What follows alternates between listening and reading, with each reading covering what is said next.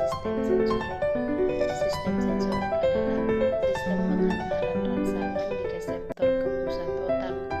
Sistem ini merupakan bagian dari sistem saraf yang menerima rangsangan dari lingkungan internal maupun eksternal.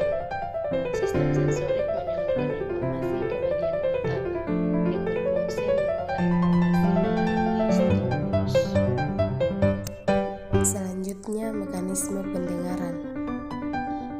Mekanisme pendengaran pada manusia secara singkat yaitu gelombang bunyi yang ditangkap daun telinga yang bergerak ke saluran telinga bagian luar dan gendang telinga.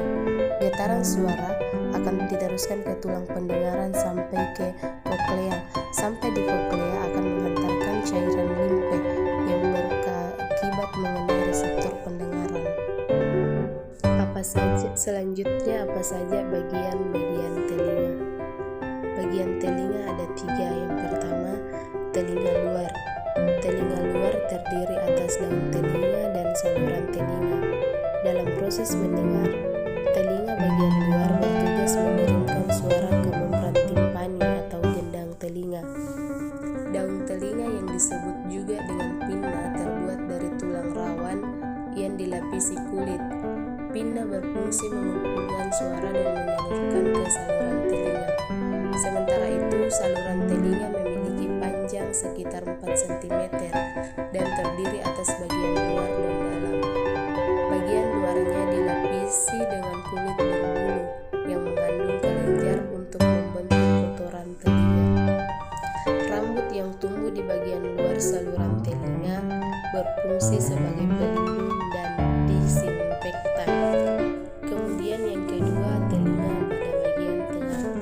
Telinga tengah adalah ruang yang berisi udara yang terhubung ke bagian belakang hidung melalui tabung tipis dan panjang yang disebut tabung eustachius.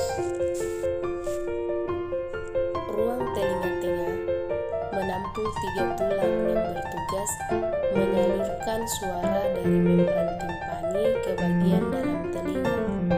Tulang tersebut bernama malleus, incus, dan stapes. Dinding luar telinga tengah adalah membran timpani, sedangkan dinding bagian dalam adalah koklea atau biasa disebut rumah siput. Batas atas telinga tengah membentuk tulang di bawah lobus tengah otak. Sementara itu, dasar telinga tengah menutupi pangkal dari pena besar yang mengalirkan darah dari kepala. Yang ketiga, telinga bagian dalam. Telinga dalam adalah ruang yang terdiri atas labirin bertulang dan labirin membran. Satu di dalam, satu yang lain. Labirin bertulang memiliki rongga yang diisi dengan kanal berbentuk lingkaran yang bertugas untuk menjaga keseimbangan. Bagian-bagian telinga yang telah disebutkan di atas saling berkaitan satu sama lain. Bagian-bagian tersebut berpadu dalam melakukan proses mendengar sehingga kita dapat memahami bunyi atau suara. Selanjutnya, urutan proses mendengar. Yang pertama, gelombang suara memasuki telinga luar dan berjalan melalui ruang sempit yang disebut saluran telinga yang mengarah ke gendang telinga. Yang kedua, gendang telinga bergetar dari gelombang suara yang masuk dan mengirimkan getaran ini ke ketiga tulang kecil di telinga tengah.